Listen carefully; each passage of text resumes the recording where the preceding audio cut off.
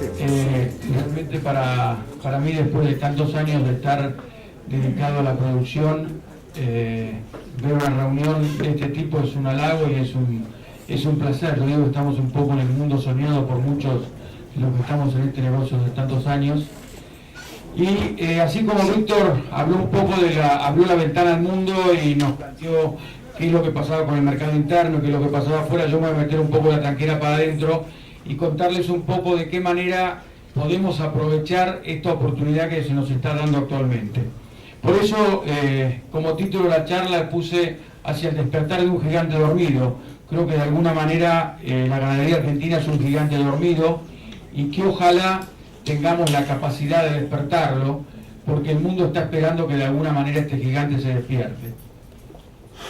En primer lugar, y para ubicarnos un poco en qué es lo que vino pasando en los últimos años en esto, a pesar de que yo digo que no hay que mirar con el espejo retrovisor, sino que en este momento hay que mirar con los faros largos, quiero hacer alguna mención a algunos cambios que hubo en la historia cercana, en el stock ganadero, porque nos puede dar una idea de qué es lo que puede pasar hacia adelante.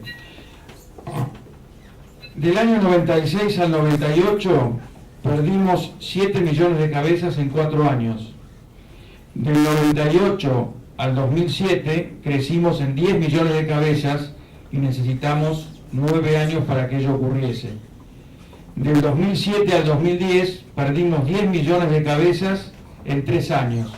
Este proceso se aceleró por la gran sequía del 2008-2009, si no hubiera tardado 5 años. Y en los últimos 6 años, del 2010 al 2016, hemos recuperado solamente 4 millones de cabezas, cuando decíamos que en el último periodo de crecimiento habíamos tardado 9 años en recuperar 10 millones. Esto lo traigo a colación por 2 cuestiones. Por un lado, porque destruir es fácil y construir es difícil.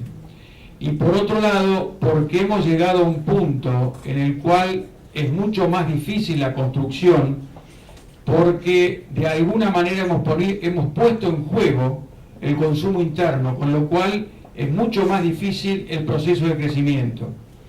Por suerte hemos caído desde el punto de vista de políticas públicas en el momento en el que estamos. En otro momento, con otros gobiernos, seguramente habría habido vedas, precios máximos, en fin, un montón de cuestiones que más de uno de los que está en esta sala ha vivido. Por suerte, ese corsé y esos errores que se cometieron en el pasado, hoy no se están cometiendo. Entonces, de alguna manera, la buena noticia de esto es que el periodo de crecimiento, el periodo de buenos precios, por más que ocurriese alguna hecatombe, de alguna manera está asegurado, porque el periodo de crecimiento, de retención y de crecimiento va mucho más lento que en otras oportunidades. Y por otro lado, acá, tocaba la máquina, estaba acá. Por otro lado, acá yo no pretendo que miren cada uno de los números estos, sino algunas cuestiones que me parecen importantes. Este es el último año de máximo stock en lo que respecta al total de cabezas, vacas y terneros. Acá fue el periodo de la caída, digamos, acá cuando empezó a subir, digamos, donde cayó, y de acá el más empezó a subir.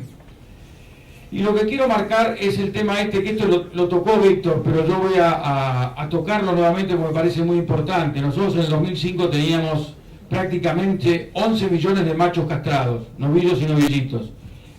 El año de menor cantidad ha sido el último año, el 2016. Estamos por debajo de los 7 millones. Es la primera vez en la historia de la ganadería argentina que se dan 2 situaciones de liquidación simultáneas. Se liquidaron vacas, se liquidaron vientres y se liquidaron animales novillos, se liquidaron animales castrados grandes. Entonces esto produce un efecto doble. Por un lado, cuando vino la liquidación arrastró más rápido la baja de precios y ahora cuesta más porque hay 2 retenciones conjuntamente que se dan, que es la primera vez en la historia de la ganadería argentina, que es retener vacas, que era lo lógico y normal en periodos anteriores, pero ahora también tenemos que retener animales jóvenes para poder tener nuevamente novillos y tener una oferta de carne adecuada. Y por último, acá abajo tienen lo que hacen los niveles de productividad, que digo algunas de las preguntas que les hicieron a Rodrigo. nosotros estamos acá clavados alrededor del 62, 63%. Este es uno de los problemas estructurales serios que tiene la ganadería argentina, pero por otro lado es una oportunidad que tenemos por delante. Sobre esto después vamos a volver un poquito más adelante.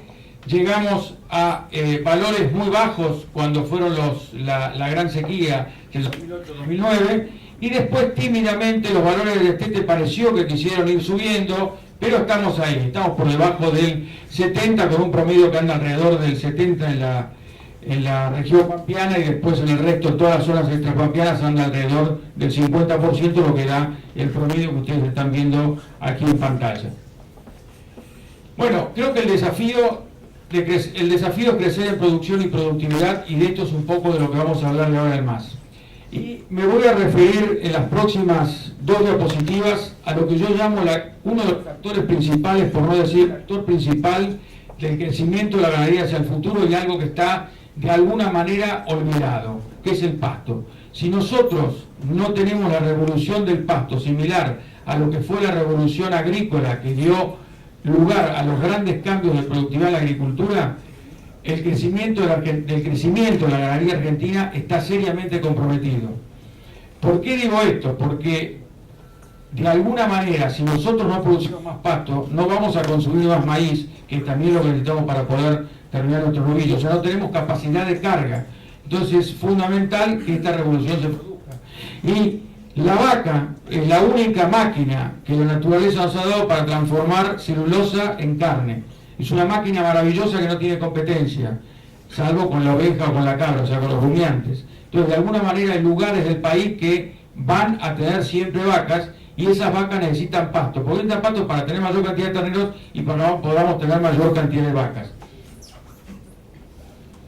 Yo acá estoy mostrando a título de ejemplo porque no necesariamente todo el auditorio conoce del tema de producción de pasto y de la producción vacuna. Tienen diferentes especies del NOA, el NEA y la zona pampeana. Lo concreto es que en toda la gran producción de pasto en la Argentina se da en la primavera-verano, y en invierno tenemos una baja producción de pasto. Por otro lado, tenemos una gran heterogeneidad entre lo que es entre años debido a la humedad. Esto es una producción a cielo abierto, con lo cual tenemos una gran heterogeneidad entre estaciones y una gran heterogeneidad entre años. Ahí donde aparecen los diferentes productos y subproductos que nos ayudan a atenuar esto, llámese esto maíz, llámese sorgo, llámese silo, llámese rollos, llámese diferentes suplementos proteicos, semilla de algodón, semilla de girasol, lo que sea, pero esta es la forma de poder, ahí donde somos grandes amigos de la agricultura y nos complementamos. Como a mí muchas veces me preguntan, ¿es grano versus carne? No, es grano más carne.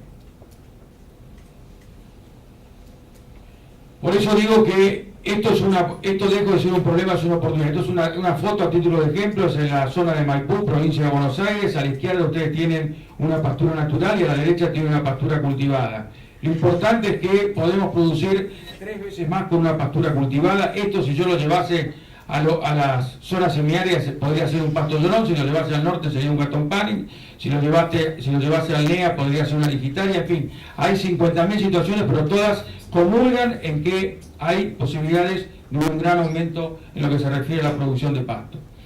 Y hablando de aumento de producción,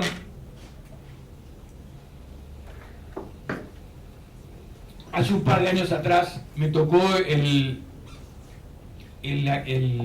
interesante desafío de poder estudiar junto con un equipo que tuve el placer de dirigir cuál era el potencial de producción de carne de la ganadería argentina. Ustedes acá en la columna de la izquierda tienen cuál es aproximadamente la producción actual. Esto es 2014, pero no es muy diferente que lo que estamos hoy, con 2,5 millones de toneladas de carne, 200.000 toneladas que se exportaban y 1.100 millones de dólares que generaban estas exportaciones.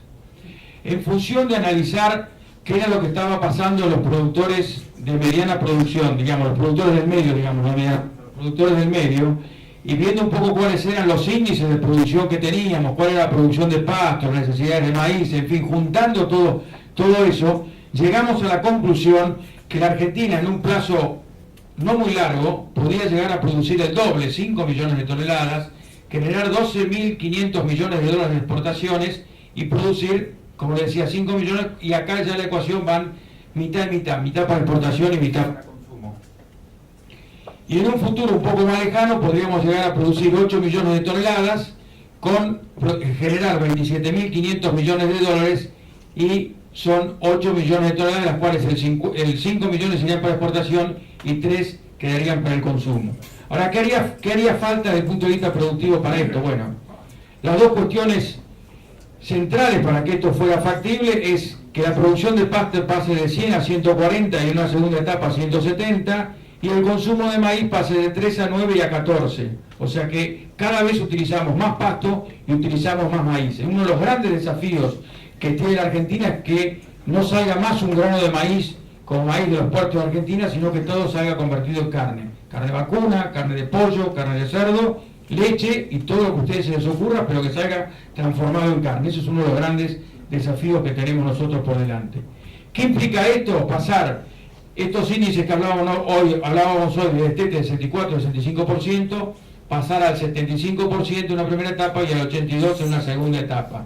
Esto implicaría pasar de 14 millones de terneros a 26 en una primera etapa, 39 en una segunda, donde las 22 millones de vacas que tenemos hoy pasan a ser 35 en una primera etapa y 46 en una segunda etapa.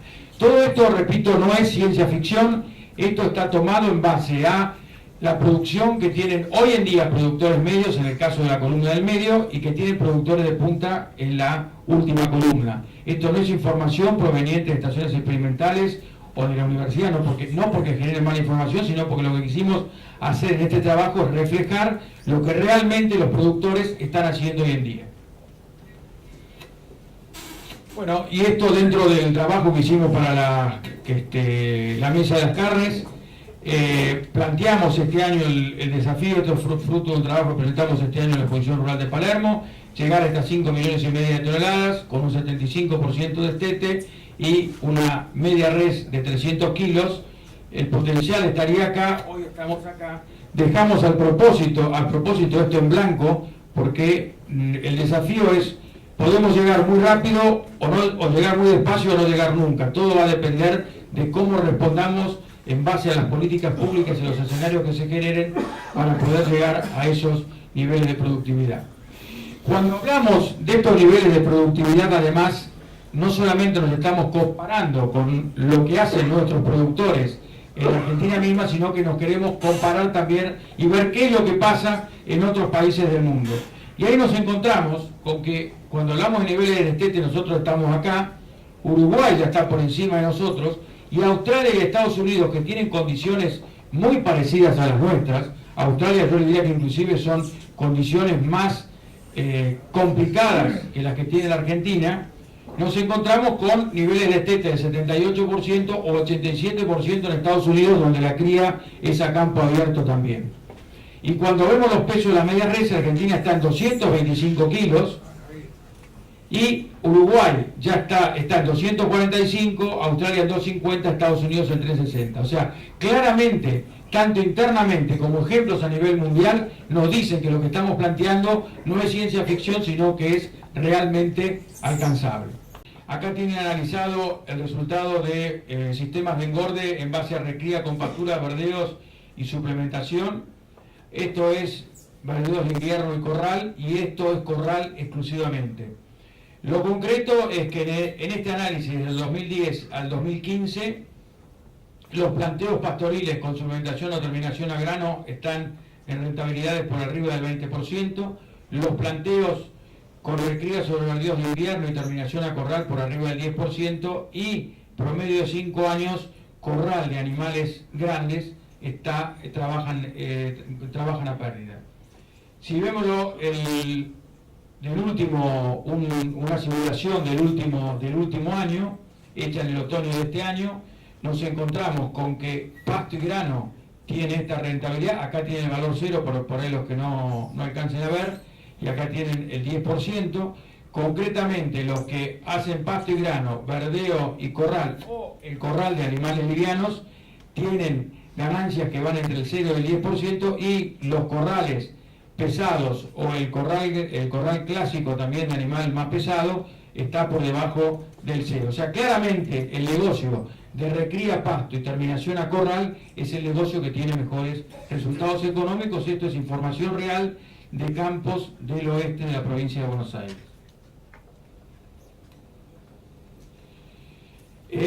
Algo que también nos parece interesante marcar es que el crecimiento del negocio de la cadena de la carne no tiene solamente que ver con un negocio para quienes estamos en esto, sino que también, como algo insinuó en su presentación Rodrigo Troncoso, está por un lado el tema del arraigo, pero también en este trabajo que hablamos hace un ratito, analizamos cuál era la mayor demanda de mano de obra que íbamos a tener. Hoy en día, para que ustedes se ubiquen, las cadenas agroindustriales emplean 4 millones de personas, las cadenas cárnicas 650.000 y la cadena de la carne vacuna 423.000.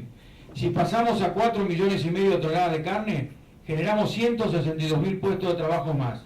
Si pasamos por encima de los 5 millones a 5 millones y medio de toneladas de carne, producimos casi 300.000 puestos de trabajo más. O sea, claramente el negocio de la producción de carne vacuna en Argentina es una oportunidad de oferta de trabajo en un país que necesita disminuir su desempleo y que por otro lado está metido en un problema de pobreza que a todos nos preocupa. Bueno, y ahora para ir terminando esta diapositiva, que ustedes podrán decir qué tiene que ver hablar de cuestiones agrícolas en una reunión de ganadería, pero a mí me resulta tremendamente ejemplificadora.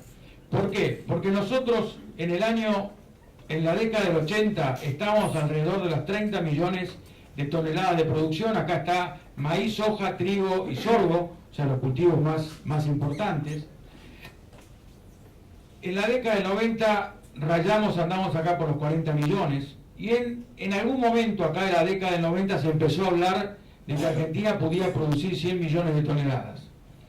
A los primeros que hablaron de los 100 millones de toneladas, les dijeron de todo, los trataron de mentirosos, que no podía ser, que Argentina nunca va a llegar, que pito, que flauta. Argentina ya en los últimos años ya tocó los 100 millones de toneladas. Hoy esto no siguió esta línea creciente por todos los problemas de políticas públicas que hubo en estos años, pero ya pasamos los 100 millones de toneladas y vamos caminos a los 160 millones de toneladas. ¿Por qué traigo esto acá? Porque la agricultura entró en esta, digamos, revolución tecnológica, y no solo tecnológica, sino organizacional. ¿Qué quiero decir con organizacional? Pensar antes de la década del 80 en alquiler de campos, arrendamientos, que hubiera gente fuera del sector que estuviese invirtiendo dinero en el proceso agrícola, era ciencia ficción, nadie se les pasaba por la cabeza. Hoy en día, más del 60%, no recuerdo cuál es el número justo, la agricultura se desarrolla sobre campos arrendados. ¿Y esto por qué es?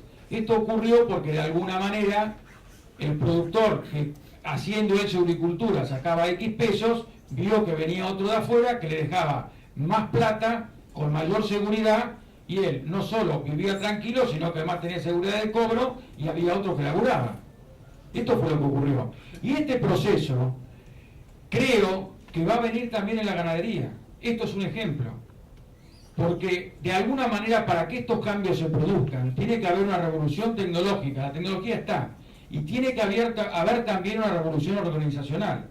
La revolución organizacional son que haya gente, extrasector, que esté colocando dinero en el sector ganadero en este caso, porque ve que ahí hay un buen negocio. ¿Y por qué creo que ahora esto empezó a ocurrir en forma muy tímida allá por el 2005? Pero en el 2006 se le ocurrió a nuestro presidente cerrar las exportaciones, se acabó el plafón que teníamos hacia adelante de la ganadería. Hoy hay un acompañamiento de las políticas públicas que creo que hay que ir muy para atrás para encontrar que haya el acompañamiento que tenemos hoy en día. Entonces, me animo a pensar que llegar a estos 5 millones de toneladas o más adelante a 8 no va a ser tan difícil en este marco y con las oportunidades de negocios que hay, porque yo me imagino que parte de estos productores que hoy están produciendo con baja productividad van a ser reemplazados por quienes tengan el know-how para poder llegar a los índices del 85, el 90, el 95%. Esto va a ocurrir. Y esto creo que es bueno, porque de alguna manera va a generar un mejoramiento del negocio que tenemos en la ganadería argentina. Entonces, yo digo que de alguna manera, creo que esta es la... De alguna manera nos estamos encontrando con el momento soñado, en el cual tenemos, por un lado, una demanda de carne insatisfecha en el mundo, en el cual las posibilidades biológicas de acompañar el crecimiento de la demanda de carne son imposibles de llegar. ¿Qué quiero decir con esto? Que biológicamente no podemos abastecer la mayor demanda que hay en los próximos años. Entonces estamos frente a un negocio que desde el punto de vista natural va a tener una demanda estructural insatisfecha por muchos años.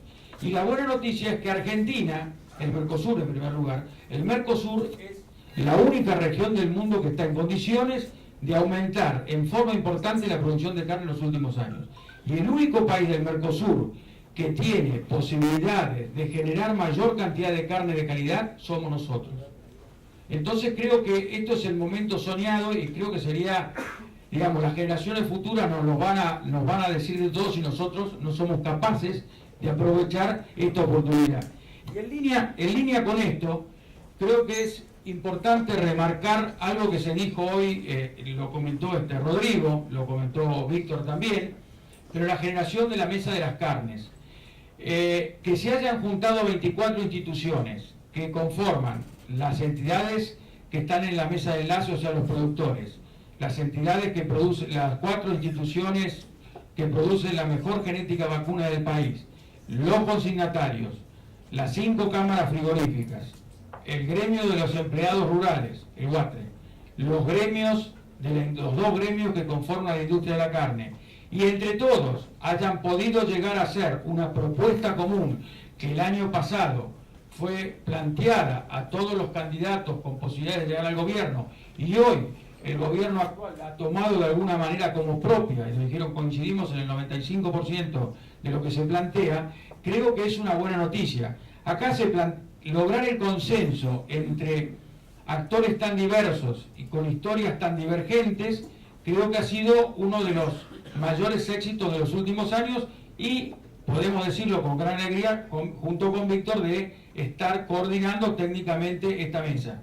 Que generar consenso no quiere decir de que no siga habiendo diferencias, pero en vez de hablar de aquellas cosas que nos separan, hace 18 meses que estamos hablando de las cosas que nos unen y empezar a generar apoyo a políticas públicas que generen lo que nosotros necesitamos. De ahí surgen las nuevas ideas sobre trazabilidad, las nuevas ideas sobre generar un marco de negocios adecuado, que es parte de lo que estuvo comentando Rodrigo. Esto va a ser motivo de ser una publicación próximamente, digamos, que se conozca en el gran público.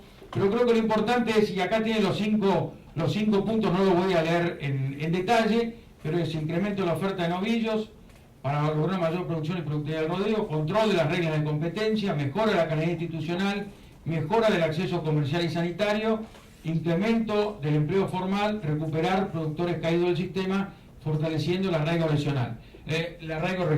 O sea que, en última instancia, y terminando, hacia afuera hay una oportunidad, hacia adentro hay una oportunidad, nosotros podemos crecer y creo que es el momento de poder aprovechar realmente este buen negocio que se nos ha... Muchas gracias.